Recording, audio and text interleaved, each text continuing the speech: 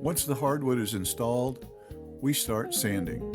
The first pass uses a coarse grit at a 45-degree angle because the old floor in this home was uneven, and this process will level the new and the old wood together. We then create custom stain samples to match the old floor and staircase, placing them directly on the floor in a room with good natural sunlight for the homeowner to approve. Once the color is signed off on, we send a photo to the client of the approved color for their records.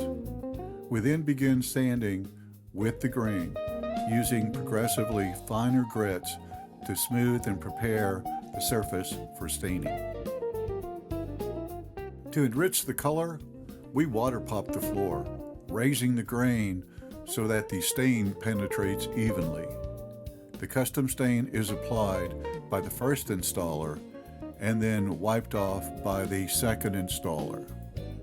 For consistency, we add the third step and use a buffer outfitted with carpet pads, ensuring smoothness and even color across the entire floor. Once the stain is dried, usually within a few hours, we apply the first coat of polyurethane or sealer. After it cures, we screen the floor to create a proper adhesion for the second coat.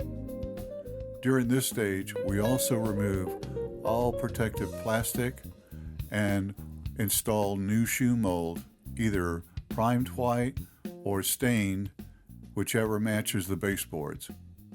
The second coat of polyurethane is then applied, providing a durable finish that's designed to last a lifetime. We allow the poly finish to start curing for 3 full days before the final walkthrough. Clients are reminded that we place felt pads under all of their furniture, and they should do the same when adding new pieces of furniture in the future.